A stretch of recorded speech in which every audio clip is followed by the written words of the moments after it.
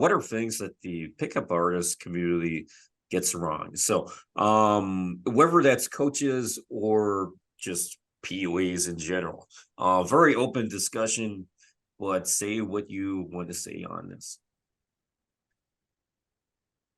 I'll just give four real quick ones. Number one is I think they were a little bit late on the social media stuff. You guys may not be, but the guys who were doing pickup back, let's say when Facebook or Instagram really took off, like say 2011, like that period, they were very, very slow to get on there. I actually had pickup coaches come to me frequently being like, we don't want our guys on social media because they're weird. And it's going to show how weird they are. They're going to be comparing themselves to other people. So they were very, very slow on it. There's a video of Owen Cook literally making fun of Snapchat, and he got on Snapchat like a couple months after he makes the video.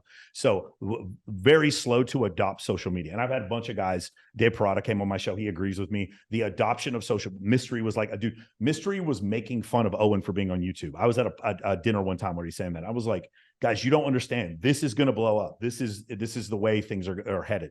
So that was the first thing. Second thing is, again, I'm not talking about you guys specifically, but like the ability for women to introduce you to other women is a fucking cheat code that was not exploited by the majority of the pickup culture. The majority of the pickup culture was like, don't let women put you in the friend zone, which I agree with. You put them in the friend zone. Having women as social proof to introduce you to other women is the ultimate. It just makes things so incredibly easy. And that was the second thing pickup didn't really focus on. Third was logistics, where it was like, for me, one of the first things I tell my clients is we need to be near the shit. We need to be near where the good stuff is. So if your logistics are bad, like it actually logistics trumps game. Like if you're the dude who just has the penthouse right there on 6th and Trinity in Austin, Texas, where like all the parties are, and there's just girls coming up every weekend. There's just a number of girls getting ready at your place, coming back to your place for after hours. You're just going to get laid on accident by having just fantastic logistics.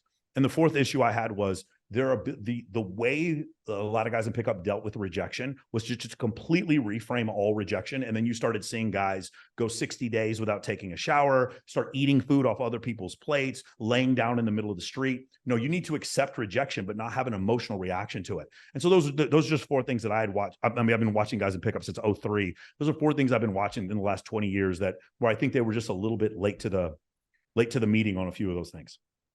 I think point number two about the friend things is really funny because every time Brandon pulls, right, because we're always together, every time Brandon pulls, I'm like, oh, sick. I just pulled because I know she has a friend that I'm going to pull later on. Yeah. So yeah, a good wing goes far, and I think number two is highly underrated for sure.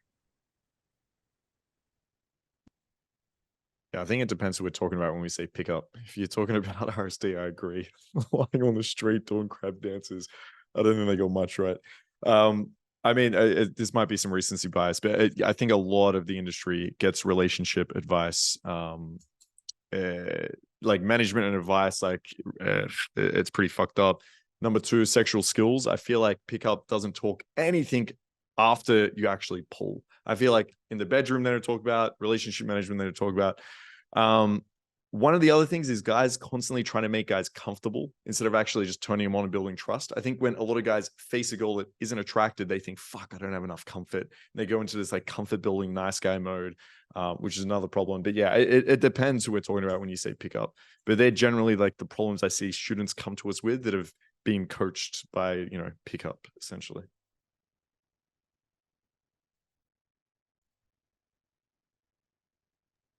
Any other comments on this? Top of my head, yeah, I think Michael said good points. Marcus said good points. I would say as well, I would add like not teaching how to behave in front of other guys, how to hold court in front of other guys, how to get like a social circle, like how to have friends. Like they are still like these loners and deep down still the losers,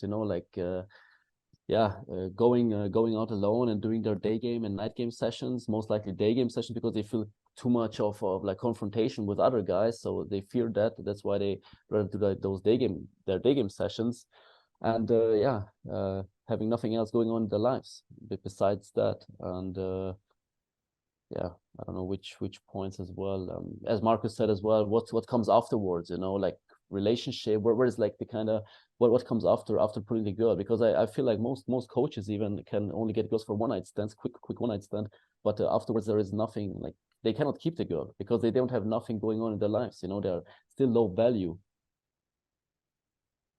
Yeah.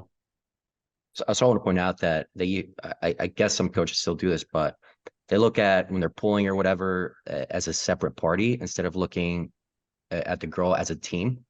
Once you start grouping yourself with the girl you're with as a team, figuring shit out together, changes the whole dynamic, right? Now her friends are your allies. Now the dynamic's completely different versus I feel back in the old days or, you know, PUAs, whatever you want to call it, it was very much like, oh, but let's treat like an objection or it's me and I'm going to go pull and I'm going to go, you know, fuck or whatever versus, okay, we're going home together. It's kind of like a slight shift in psyche, but super important that you view it as a team effort. So you can both get home, which is hopefully is what you both want versus, oh, I got the pull and I got the close. It's just a subtle shift that I think has happened over the industry or needs to happen.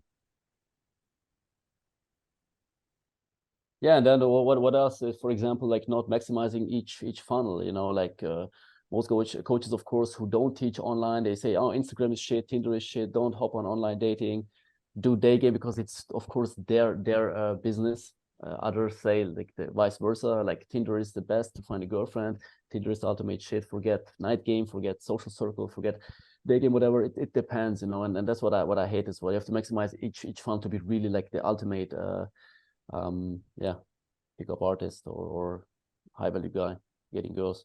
Yeah, I agree with that big time. I feel like coaches sometimes get caught up in their own marketing sometimes, right?